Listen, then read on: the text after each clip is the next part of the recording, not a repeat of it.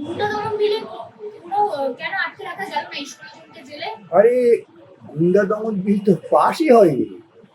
আইনটা কার্যকর করতে গেলে কতগুলো নির্দিষ্ট পদ্ধতি আছে, সেসব পদ্ধতি পালন করেনি। হাইকোর্টে যখন আমরা মামলা করেছি তখন তো বলছে যে আমরা এখনো নোটিফিকেশন করিনি। আসলে এ রাজ্যের মুখ্যমন্ত্রী তিনি গুন্ডা গুন্ডা এই শব্দটা ব্যবহার করতে ভালোবাসেন, যদিও শব্দটা অসাংসদীয়, তো সেসব তো ওদের মাথায় নেই। আন্দোলন করলেই আটকে রাখবো, উঠতে ঝুলিয়ে পেটাবো, এই সমস্ত কথা রাজনীতিবিদরা বলেন না। যারা বলেন তারা হচ্ছেন অত্যাচারী শাসন। এটাই হচ্ছে এই সমস্ত অবান্তর কথা কেন আপনারা গুরুত্ব দেন? এ বললো তোলা 3 পুরুষ 3 মাস 3 বাটি, এই সমস্ত ছেলে কথা কেন গুরুত্ব দেন? একদম মুখ্যমন্ত্রী বলেছিল যে শুক্রবারে লোকেরা করেছে যে নাম না করে বারবার করে সংখ্যালঘুদের আক্রমণ। আমি বলেছি, বহুদিন থেকে বলছি, 2014 সালে ভারতবর্ষের বুকে বিজেপি ক্ষমতায় আসার পর তারা পরিকল্পিতভাবে দেশের মানুষের মধ্যে বিভাজন করছে। ওরা দেশ বিভাজন চায়। আরএসএস যেমন দেশ বিভাজনের জন্য মুখ্য ভূমিকা নিয়েছিল, আরএসএস এবং মুসলিম লীগ। আজকে মুসলিম লীগ আমাদের দেশে তার অস্তিত্ব নেই, কিন্তু আরএসএস টিকে আছে। তারা ওই দেশ বিভাজনের তত্ত্বে বিশ্বাস করে, তাই মানুষের মধ্যে এরকম বিভাজন করছে। নিট দুর্নীতিতে ধর্মেন্দ্র প্রধানের ইস্তফার পরেও বিজেপি ছাত্র মহলে দাবি নিট আন্দোলনের নামে নৈরাজ্য চলেছে দেশে, কি বলবেন? যারা দুর্নীতির ওপর বেঁচে আছে, সহবাস করে, বিজেপির আবার ছাত্র সমাজ।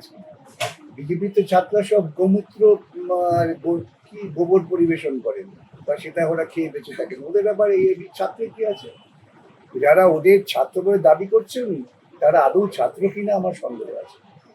কলেজে ভর্তি হলেই সবাই ছাত্র হয়ে যায় না, ওদের কথার এত গুরুত্ব আর কিছু। শ্রমিক ভট্টাচার্য তিনি বলছেন যে কোনো প্রতিবাদে আজাদি স্লোগান দিলেই কঠোর শাস্তি দেওয়া হবে।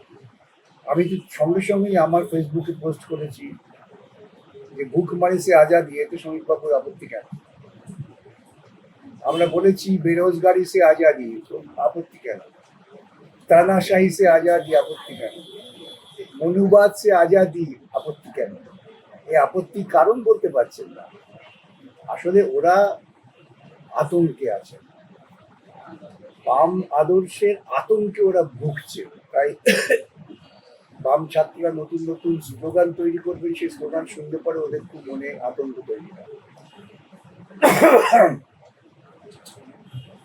সমস্ত দেশবাসীদের ককবাসের বিরুদ্ধে আওয়াজ তোলা উচিত, দাবি দিলীপ ঘোষের, কি বলবেন?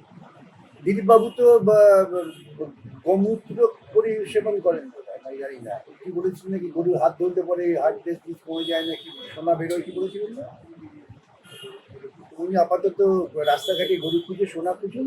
ককরোচ বা ছাত্র আন্দোলন নিয়ে কথা যত কম বলেন সেটা ওর পক্ষেও মঙ্গল, দেশের পক্ষেও মঙ্গল।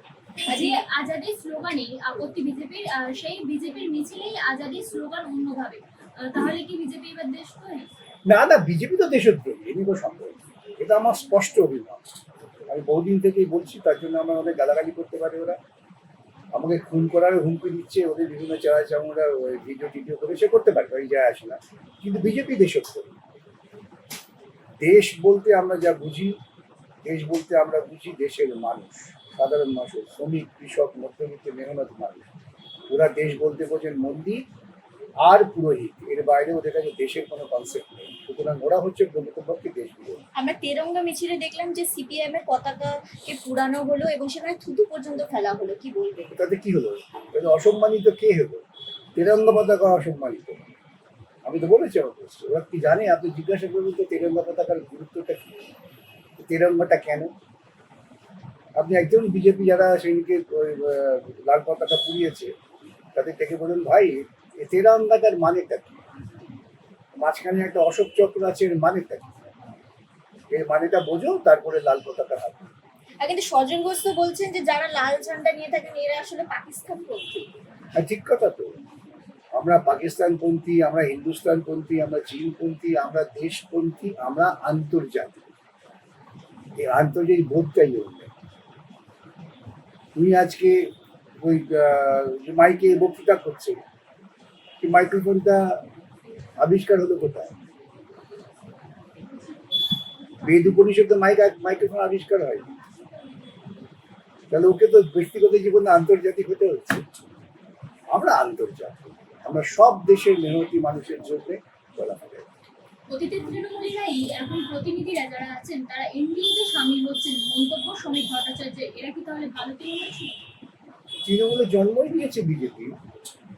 আপনারা আমাকে আগেও হয়তো প্রশ্ন করেছেন, আমি বলেছি তৃণমূলের জন্ম দিয়েছিল আরএসএস, যেটা শহীদবাবু তখন বলেছিলেন যে কি লেবার রুমে যদি আদানি আদবানি বাজপেয়ী না থাকতেন তাহলে কি তৃণমূলের জন্ম হতো? তৃণমূলের জন্ম করেছিলেন, ওদের যে লক্ষ্য ছিল সেই লক্ষ্যটাকে ওরা পূরণ করেছেন আপাতত।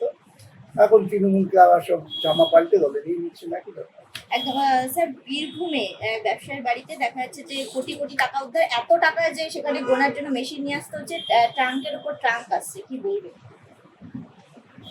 আমি আবারও বলি, এক কথা বলতে হয়, পপটুই কাণ্ডের পরে যদি আপনারা আমার বিভিন্ন আলোচনা শুনে থাকেন, দেখবেন আমি বলেছিলাম একদিন বিনা নোটিশে সমস্ত তৃণমূল নেতাদের বাড়ি যদি ছাপা মারা হয় তাহলে প্রচুর বেআইনি টাকা, বেআইনি অস্ত্র উদ্ধার করা যাবে।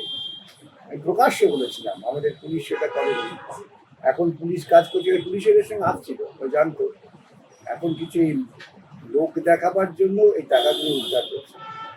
এই টাকাগুলো আগামী দিনে ঘুরে ফিরে বিজেপি নেতাদের কাছেই চলে যায়। একদম, আমরা অতীতে দেখেছিলাম যে রাজ্যে সব থেকে দেশের সবচেয়ে গরিব মুখ্যমন্ত্রী ছিলেন মমতা বন্দ্যোপাধ্যায়, আবার নতুন সমীকরণে দেখা যাচ্ছে যে দেশের সবচেয়ে গরিব মুখ্যমন্ত্রী কিন্তু শুভেন্দু অধিকারী। কেন হবে? তো ওদের তো উপার্জন করতে হয় না, ওদের তো বেআইনি টাকা আছে, বেআইনি টাকা তো হিসেব নেই।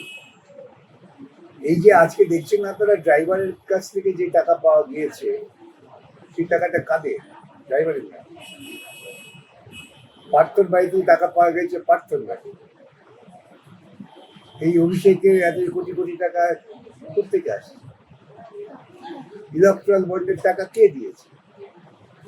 বিজেপিও তো ইলেকট্রাল বন্ডে কয়েকশো কোটি টাকার উপর, কয়েক হাজার কোটি টাকার উপর দাঁড়িয়ে আছে। শুধু চপতে হবে, এটা দরকার নেই। তাহলে কি তৃণমূলের ট্রেন্ডে বিজেপি গা বসেছে? যাহা তৃণমূল তাহাই বিজেপি। জামাটা পাল্টেছে, আর কিছুই না।